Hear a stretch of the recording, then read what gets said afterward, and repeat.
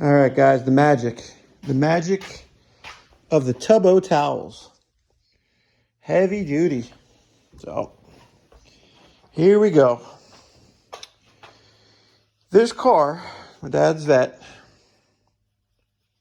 it's been outside under a car pole barn with a dirt floor.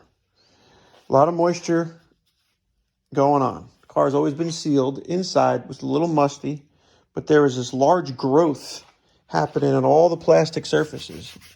You know, you go and look what you get off. So all up under here, trying to rub it off here and there, rub it down. All the original decals are here. Everything is in really good shape. I could not believe just wiping off a little bit of surface grime. And look at the shine of this upper control arm, man. It's crazy. This I'm going to have to pull off and repaint. It just looks cheesy. That I'm going to keep cleaning. Some of this oxidation here on this aluminum stuff. Probably take that off and give it the polish. This is what we're looking at over here. See this? See that chunky stuff? You got to hit it with some elbow grease, man. And then it shines. It goes away. Okay, this is a temperature sender for the electric fan relay. There's two fans on this car. There's one in the front of the radiator, and there's one on the back. There's a pusher and a puller. This one, I just tested out because there's an auxiliary backup wiring system here. I guess somebody switched out the sender, which is down there on the head, to this different style clip, and they abandoned this old wire here just floating in space. And this blue and green go over to the relay. I'll show you where the relay is. This relay here, okay, behind the battery, he's got it wired in with zip ties and some kind of like clip-on wire connector. So he just tucked it in. This piece is a similar sender. I don't know if this is for the temperature gauge or if that works this fan. I've seen this fan come on when it gets hot. So I've seen that fan work. I've seen the other fan work. My dad's saying that this car was shutting off after it gets to a certain temperature, which I didn't think they have a shut off. I think they would just overheat. But an easy way to test that is to get yourself a test light. Not to be confused with the Tesla. This is basically giving your wiring circuit a ground through a light bulb. So the light lights up when you give it a ground with the probe. So this little alligator end, I clipped it on.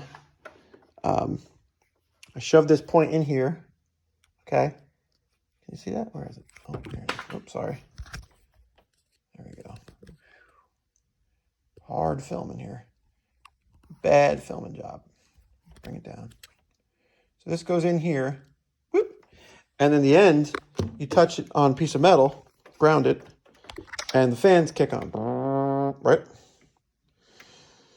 So I tested the sender. The sender works. This backup clip system this guy did works. So as soon as that sender gets to the right temperature, it'll click on the front fan. But what is the deal with the overheating? So I have to figure that out. So I click that back on there with this new style sender. I'm thinking there's an air dam here that's missing up under here. And I know that's critical for driving and maybe even idling. There should be another chin spoiler here, grabbing air and pulling it in. So it gives it the chance to get some ventilation. Also, the heater core is not hooked up. So I'm wondering if making sure something's not plugged and it's causing it to overheat too. Like maybe there's something that should be not plugged off that should be flowing. Like this item here, maybe. And it's not getting circulation. The guy was down in Florida, I think. Yeah, I think this hose goes here and this hose goes here. And then it would go in and out of the cooler. It's exactly what it looks like. So somebody put this in here. It's rubbing on the air conditioning line for hours. See? Crazy. Anytime you got that kind of movement, it's just going to cut the metal. It's cut the aluminum. Look at that. So there's all little things I got to go through on this car to make sure it's safe. Fan clutch. Time for lunch.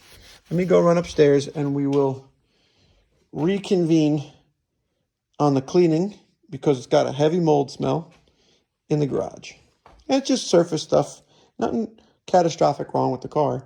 It's just, you know, it's like you brought in an old wet blanket in the garage. It's been outside for a couple of months. Pretty neat. I'm happy about doing it for my dad. Get it set up. I'd like to take it to like 200 miles an hour and then park it. See you.